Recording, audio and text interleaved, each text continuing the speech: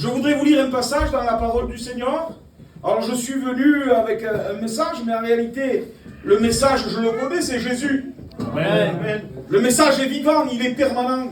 Il est la parole de Dieu. Donc ce soir, je rends gloire à Dieu de ce qu'on m'a dit. Il y a des inconvertis, alors on m'a porté le message à propos. On n'est pas venu là pour paraître bien avec un message bien cadré. De toute façon, je n'en ai pas la capacité. Mais je sais que là-dedans, ça brûle. Dans mon cas, ça brûle pour les âmes, afin que les âmes soient sauvées. Et si cette réunion a but ce soir, c'est afin que les âmes soient sauvées. C'est afin que celui qui croit, il verra la gloire de Dieu. C'est afin de passer des ténèbres à la lumière. C'est afin de passer de la mort à la vie. Oui, pourquoi la mort à la vie? Parce que la Bible nous dit que le salaire du péché, c'est la mort. Et la Bible nous dit qu'il n'y a pas de seul juste sur la terre. Pas un seul. Mais tous ont péché et privés de la gloire de Dieu. Ce soir, je voudrais vous lire un passage de la parole du Seigneur qui se lit dans le livre des Proverbes, au chapitre 14 et au verset 11. Proverbe 14 et verset 11. La maison des méchants sera détruite, mais la tente des hommes droits florira. Telle voie paraît droite à un homme, mais son issue, c'est la voie de la mort. Vous savez, quand on lit ces textes à propos de la parole du Seigneur, nous pouvons prendre conscience ce soir que ce n'est pas un homme, ce n'est pas à mon nom que je viens. C'est au nom de la parole de Dieu. Amen. Et cette parole de Dieu, elle a le pouvoir de changer les cœurs, de changer les vies. Elle a changé la vie du frère qui a témoigné, de la sœur, de ma compagne. Elle a changé ma vie. J'écoutais ma compagne témoigner et je réalisais de là où le Seigneur est venu me chercher. Amen. Je ne suis pas né chrétien. Je ne suis pas né au milieu du monde évangélique. Mais nous, notre vie, c'était le charriage, l'escroquerie, le vol, comme tous gitans qui ne connaissent pas Dieu en réalité. Et puis, j'ai mené joyeuse et brillante vie très jeune. Très jeune, je sors d'une famille qui est aisée et que mon père me donnait tout ce que je voulais. J'en rêvais le soir, le lendemain, je l'avais. Mais ça ne faisait pas de moi quelqu'un d'heureux. La Bible nous dit heureux à qui les péchés sont pardonnés. J'ai vécu ma vie comme bon me semblait, entre guillemets, dans une rêverie. Parce qu'en réalité, ma compagne me disait, il partait aujourd'hui, il rentrait 2-3 jours après, on ne savait pas où il était. Laissez-moi vous dire que j'avais touché le fléau de la drogue. Il y a 20 ans de cela, je me suis converti à Christ. J'ai livré ma vie au Seigneur. Amen, amen. Et je l'ai rencontré dans ma misère. Je ne sais pas par quoi tu peux traverser. Quelle est ta difficulté? Quel est ton problème? Quelles sont tes ténèbres? Mais je voudrais te présenter l'auteur du salut, Amen. le prince de Dieu, la réalité, celui qui est venu et qui éclaire celui qui est dans les ténèbres. Quelles que soient les ténèbres que tu peux avoir dans ta maison. Comme ma compagne disait, elle avait tout ce qu'elle voulait, financièrement, mais elle n'avait pas la paix. Elle n'avait pas le bonheur. Elle n'avait pas la joie. Des joies d'un moment pour se faire pardonner, venir acheter un bijou, venir l'amener en vacances, venir lui apporter des cadeaux. Mais en réalité, le cadeau, un jour, elle me l'a dit. Elle me dit, c'est pas ton argent que je veux. C'est la paix. Amen. C'est le bonheur. Amen. C'est la joie dans la maison. Amen. Mais en réalité, quelqu'un qui vit sans Dieu et qui croit qu'avec l'argent, il peut acheter tout. Avec l'argent, on peut acheter des jolies voitures, d'une belle table, des beaux vêtements, mais on n'achète pas le bonheur. Le bonheur a un nom. Le bonheur, c'est Jésus. Amen. Vous savez, la Bible nous dit, ce texte que je vous ai cité, que la maison du méchant sera détruite, mais la tente, la toile, ce qui paraît pas, du juste fleurira. Amen. Qui est le juste? Qui est le méchant ce soir? Qui est le juste et qui est le méchant? Mais tu vas me dire, mais moi, je suis une femme de maison. Je ne fais pas, je me drogue pas, je ne sors pas, je ne me bagarre pas, je suis gentil. Est-ce que tu as Jésus dans ton corps? Est-ce que tu as Jésus dans ta maison? Parce que si tu n'as pas Jésus dans ta maison, on va être obligé de te placer dans un côté de catégorie. Parce qu'il y a le juste, mais il y a le méchant. Je voudrais vous dire qu'on est justifié par le sang de Jésus. On est justifié, pardonné par le sang de Jésus, Christ à la croix du Calvaire. Ce soir, la Bible nous dit que celui qui n'a pas le Fils n'a pas la vie. Mais la colère de Dieu demeure sur lui. Alors, nous voyons au travers de la parole de Dieu que ce que nous voyons et ce que nous entendons ce soir, bien sûr que c'est un message pour qu'on prenne position et qu'on prenne conscience ce soir qu'il y a deux endroits où passer l'éternité. Et puis le suivi du texte, il dit, telle voie paraît droite à un homme, mais son issue, c'est la voie de la mort. Alors, je veux dire, mais comment je vais savoir, moi? Je suis dans une bonne voie. Je suis à la réunion ce soir. On pourrait dire que ça fait partie d'une bonne voie. Mais je crois que tu es au bord du chemin, et quelqu'un qui est au bord du chemin n'est pas dans le chemin. Vous savez, il y avait un homme un jour qui était mendiant, qui était aveugle, et qui était assis au bord du chemin. Cet homme-là, il s'appelait Bartimée. Il était le fils de Timée. Et le Timée appelé Bartimée, voulant dire « tu seras heureux ». Quand la parole de Dieu nous déclare que c'était un homme qu'on cite le nom, et qui était d'une grande connaissance et considération, c'est que cet homme-là, il avait un rang élevé, un rang élevé des connaissances. Il vient au monde de son fils, qu'il prénomme Bartimée, voulant dire tu seras heureux. Il avait des projets pour son fils, des projets pour sa maison. Et le monde ne nous fait pas de cadeaux. La vie ne nous fait pas de cadeaux. Il y a des difficultés, la Bible nous dit qu'il pleut sur le juste comme sur l'injuste. Et la vie, elle est faite de misère. J'ai entendu qu'on a prié pour une famille qui a perdu un petit bébé. Donc, laissez-moi vous dire que il pleut sur le juste comme sur l'injuste. Vous savez, il y a des chrétiens qui pleurent aussi. Mais il y a des chrétiens qui sont consolés. Amen. C'est ce qui fait la valeur d'un chrétien. Et ce soir, quand on voit cet homme-là, tout va bien, le bébé il vient au monde, ça ne se voit pas qu'il est né aveugle, il grandit, et quand il commence certainement à faire les premiers pas, il commence à tamponner les murs, il commence à chercher son monde, et en réalité, Bartimée s'aperçoit que son fils est aveugle. Je voudrais vous dire que c'est un choc pour le père. Et pourtant, cet homme qui est élevé dans la société, la Bible nous dit qu'il laisse son fils, il est mendiant, il est aveugle, et il est au bord du chemin. Et la Bible nous dit qu'il entend, Bartimée entend que Jésus passe par là. Vous savez, ce soir, là, vous allez dire, mais pourquoi le frère, il est venu faire 500 km pour nous parler de Bartimée? Mais Bartimée, il a compris qu'il fallait qu'il crie à Jésus. Ce soir, si tu comprendrais, qu'il faut que tu cries au Seigneur. Que tu crois que le Seigneur est capable de changer ta vie, de changer ton corps. La vérité, en réalité, que ce n'est pas que pour ceux qui... Le Seigneur ne fait pas de favoritisme avec personne. Il veut sauver toute l'humanité. Mais c'est toi qu'il faut que tu te positionnes.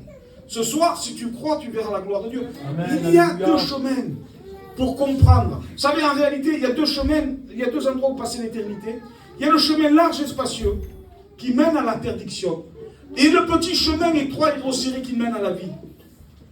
Vous savez, quand on est là, telle voie paraît droite à un homme et son issue c'est la mort. Je voudrais rappeler ça pendant le long du message, de la prédication.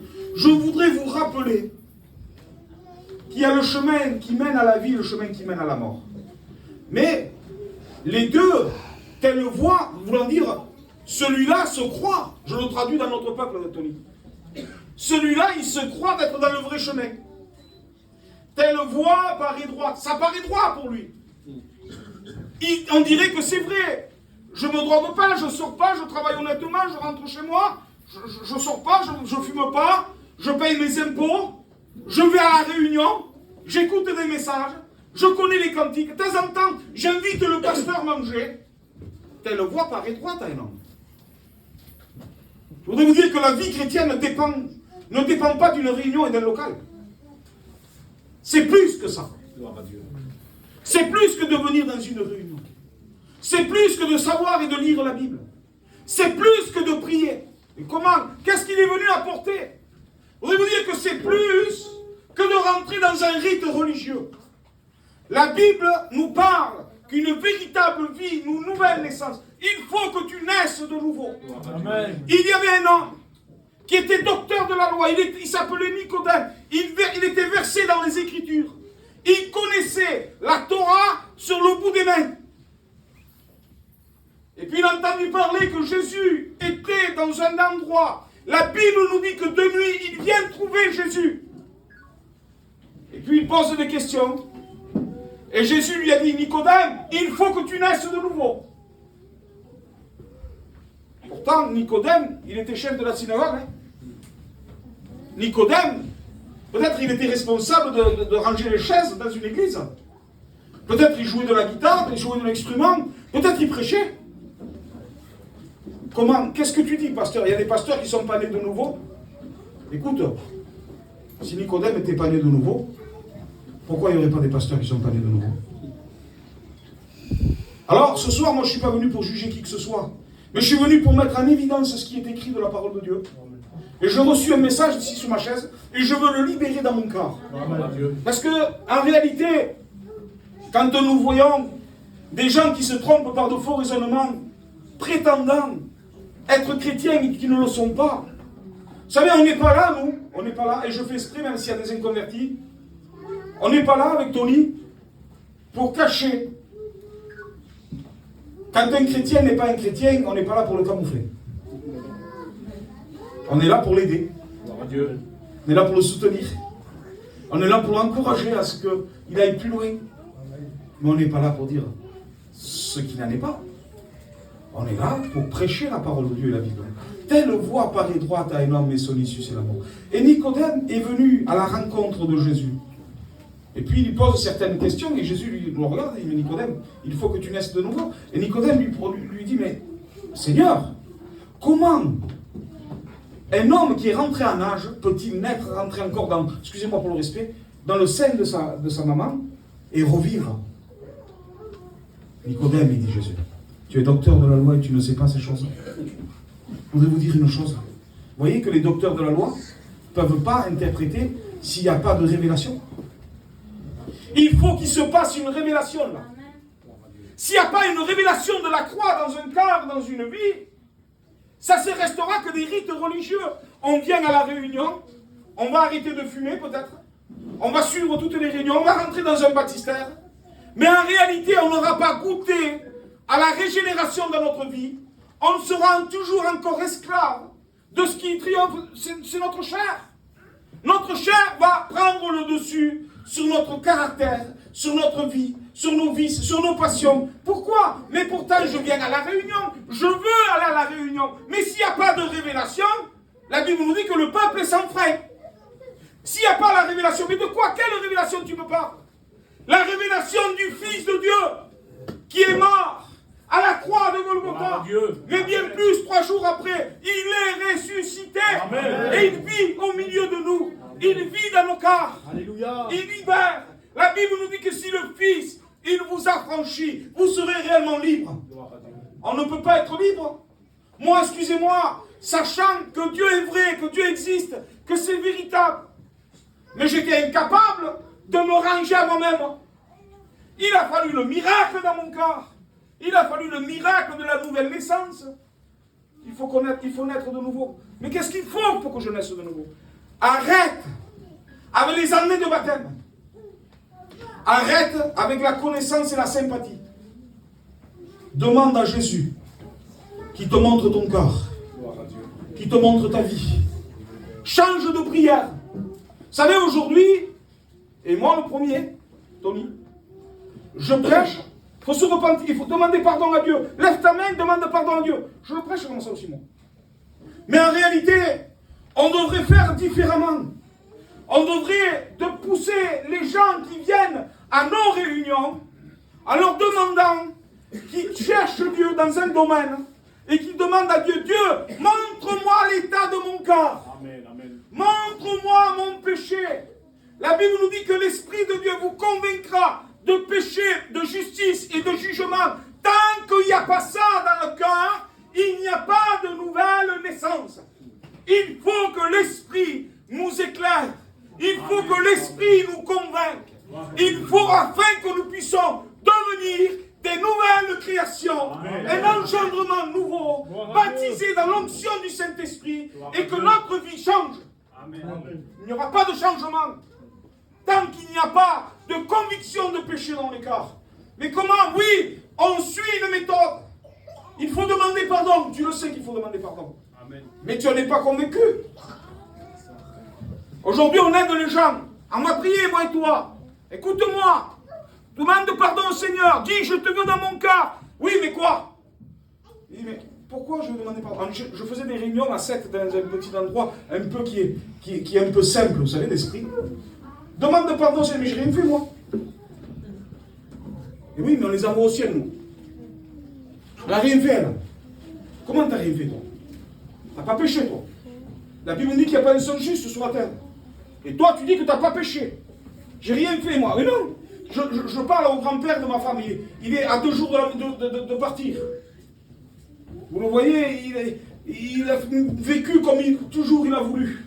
Dans son lit de mort, à l'hôpital, avec le masque là, en train, monsieur, il va partir, il va partir. Et je le regarde et je dis, il serait bien que tu te réconcilies avec le Seigneur. Et un gitan, il me dit, nous ne sommes pas respectés, j'ai rien fait, moi, cet homme. J'ai rien fait, moi, à Dieu. Mais tu as vécu toute ta vie dans l'adultère. Tu as été un pécheur. Tu as été privé de la gloire de Dieu. Tu es privé de la gloire de Dieu. Il faut que tu te repentes. Mais ça peut... Ça choque les oreilles, mais il n'y a rien qui se passe là. Il faut qu'il y ait une action de l'esprit, il faut le vouloir. Amen. Amen. Vous comprenez qu'il faut le vouloir? Alléluia. Vous comprenez qu'il faut chercher Dieu? Vous comprenez qu'on peut se tromper par de faux raisonnements? La Bible nous dit, je me laisse conduire par l'Esprit. La Bible nous parle qu'un homme menait joyeuse et brillante vie, il était là. Cet homme-là, il était grand, il était considéré. Cet homme-là s'appelait Naaman, chef de l'armée du roi de Syrie. Il était chef. Il avait une grande considération. C'était par lui que l'Éternel avait délivré les Syriens. C'est moi vous dire que cet homme-là, si on s'y rentrerait là, on lui déroulerait peut-être le tapis rouge. Il était chef, il avait des soldats sous ses ordres. Mais la Bible nous dit qu'il était fort et vaillant en plus. Mais la Bible nous dit que cet homme fort, vaillant, un grand chef, renommé, il était lépreux. Lépreux. Mais qu'est-ce que la lèpre? Qu'est-ce que ça symbolise, la lèpre? La lèpre nous symbolise le péché. La lèpre, c'est la séparation. Comment c'est la séparation? Oui, la lèpre nous empêchait de rester dans notre maison. La lèpre nous séparait de nos enfants. La lèpre nous séparait de notre foyer. La lèpre nous exilait. On se mettait dehors et du temps de la parole de Dieu, on sonnait avec une cloche et on disait impur, impur, impur. C'était du temps des Hébreux. Mais la parole de Dieu nous parle que cet homme-là, dessous son armure, ce que le monde ne voyait pas, ce que le monde ne voit pas chez toi, ce que nous on ne voit pas, ce que les pasteurs ne voient pas, Dieu le voit. La Bible nous dit que cet homme-là est sorti par troupe et là il a ramené d'Israël. Israël est le chemin de Dieu, Israël est la ville de paix. Il a ramené de la ville de la paix un petit enfant. Un petit enfant qui est pur. Comme le Christ, il est pur. Il est sans péché. Il est sans défaut. Il est l'agneau de Dieu qui a ôté le péché du monde et qui ôte encore ce soir le péché de l'humanité. Je voudrais vous dire que cet enfant a regardé Naaman sous son armure. Quand il est revenu des combats, il a déposé son armure. Et là, l'enfant qui était dans la maison, elle a regardé sa maîtresse et elle lui a dit, Maîtresse, si mon Seigneur là, il serait en Israël, il serait qu'il y a un homme de Dieu, un prophète qui le guérirait de sa lèpre.